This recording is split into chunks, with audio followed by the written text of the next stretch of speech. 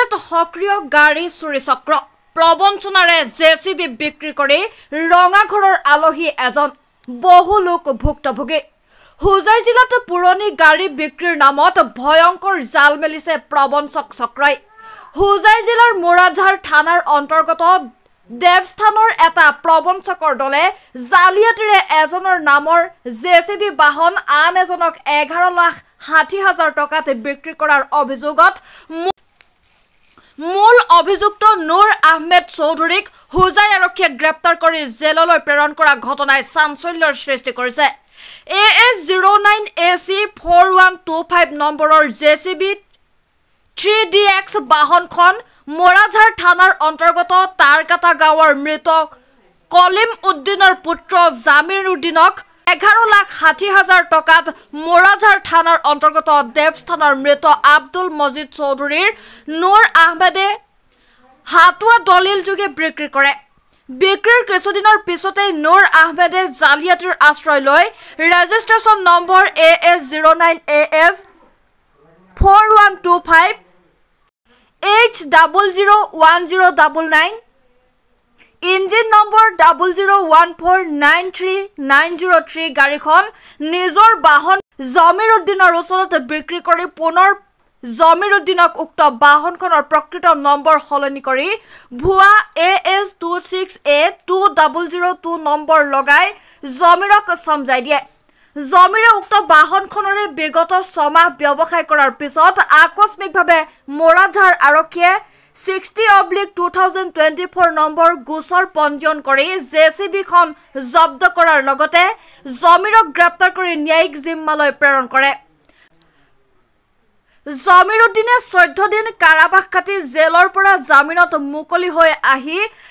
যোৱা 21 মেত নুৰ আহমেদ চৌধুৰীক প্ৰবঞ্চক চক্ৰটোৰ বিৰুদ্ধে হুজাই থানাত তথ্য সহকাৰে গোচৰ দিয়াত হুজাই আৰক্ষীয়ে নুৰ আহমেদৰ বিৰুদ্ধে ভাৰতীয় দণ্ডবিধি আইনৰ 120B/420/406/468/379 ধাৰাত গোচৰ পঞ্জীয়ন কৰি নুৰ আহমেদৰ ঘৰত অভিযান চলাই ইঞ্জিন চেচিছ নং বিহীন আন এখন জেচিবি জব্দ কৰাৰ লগতে নুৰ আহমেদক গ্ৰেপ্তাৰ কৰি যোৱা বৃহস্পতিবাৰে শংকৰদেৱ নগৰ আদালতত হাজিৰ কৰি ন্যায়িক জিম্মালৈ প্ৰেৰণ কৰে উল্লেখ্য যে নুৰ আহমেদ সহ চক্ৰটোৱে ফাইনেন্সত থকা জেচিবি ডাম্পাৰ ৰেজিষ্ট্ৰেচন চেচিছ নং সলনি কৰি জালিয়াতিৰে বেলেগ ৰেজিষ্ট্ৰেচন চেচিছ নম্বৰ প্ৰস্তুত কৰি ব্যৱসায় চলাই যোৱাৰ অভিযোগ উঠিছে ঘটনাৰ লগত জড়িত মাষ্টাৰমাইণ্ড কৰিব আহমেদ চৌধুৰী সহ কেইবাজন লোক সম্প্ৰতি পলাতক হৈ আছে news desk report news 24 Assam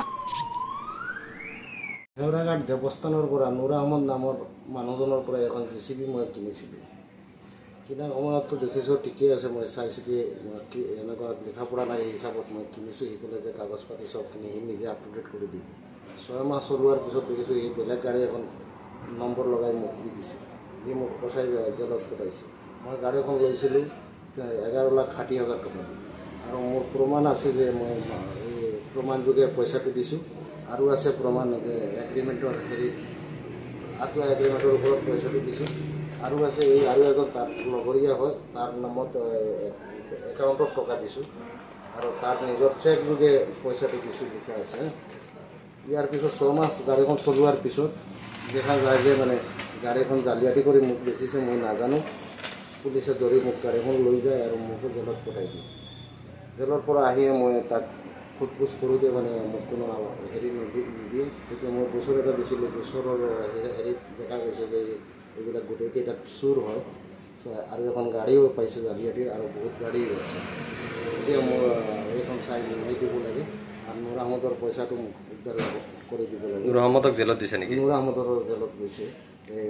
তাৰ জালিয়াতি গাড়ী আৰু পাইছে পোৱাৰ লগত নুৰ আহমদৰ জেলত বৃহৎ চক্ৰ আছে নেকি আৰু বহুত চক্ৰ আছে ইয়াৰ লগত আৰু কবিৰ আহমদ হ'ল মেইন মাষ্টাৰ মাইণ্ড কবিৰ আহমদ মদুল্লা হয় সি গোটেইখিনি মাষ্টৰী কৰে আৰু এখন গাড়ী লংকানি ৰাখিছে মানে বেচিবৰ কাৰণে নম্বৰ কাটি পেলাই সেই গাড়ীখনো ধৰা পৰে